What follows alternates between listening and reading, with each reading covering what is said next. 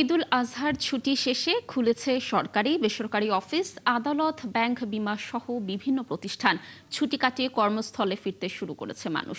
সোমবার ভোর থেকে ফেরি, রেল স্টেশন, লঞ্চঘাটে দেখা গেছে মানুষজনের উপচে পড়া ভিড়। সহকর্মীদের তথ্য ও ছবিতে প্রতিবেদন।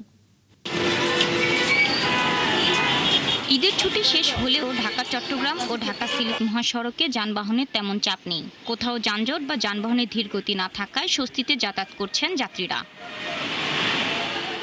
এদিকে ভোর থেকে ঢাকা জামালপুর রেলপথের সব স্টেশনে উপচে পড়া ভিড় দেখা গেছে। ট্রেনের ভিতরে জায়গা না থাকায় জীবনের ঝুঁকি নিয়ে ট্রেনের ছাদে উঠছে নারী পুরুষ। যাত্রীরা বলছেন ট্রেনের টিকিট পাওয়া নিয়ে ভোগান্তিতে পড়তে হচ্ছে তাদের। এই যে লাইনে দাঁড়ায় আছে ট্রেনের টিকিট নয়, কিন্তু অনলাইনে টিকিট করতে গেলেও টিকিট থাকে না।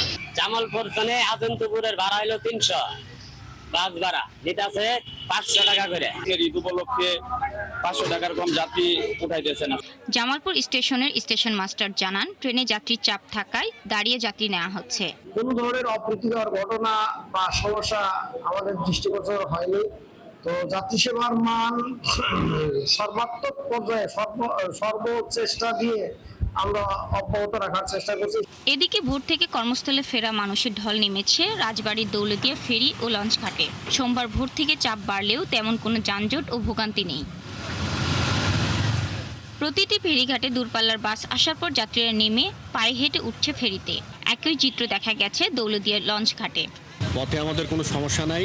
আমাদের যাত্রাতে আমরা খুব রিল্যাক্সেবল যাত্রা করছি এবং না, এবার কোনো সমস্যা হয়নি, এবার খুব ভালো মতোই গেছে। বিআইডব্লিউটিসি দৌলতদিয়া ঘাটের ব্যবস্থাপক জানান, এবার ভোগান্তিহীন ঈদ যাত্রা উপহার দিতে আগে থেকে প্রস্তুতি নেওয়া হয়েছিল। এদিকে দেশের দক্ষিণ পশ্চিমাঞ্চল থেকে রাজধানীতে ফেরা মানুষের ভিড় বেড়েছে মানিকগঞ্জের পাটুরিয়া ফেরিঘাটে। নদী পারাপারে ভোগান্তি না থাকায় স্বস্তি প্রকাশ করেছেন যাত্রীরা। শাকিলা সিথি, একাত্তর।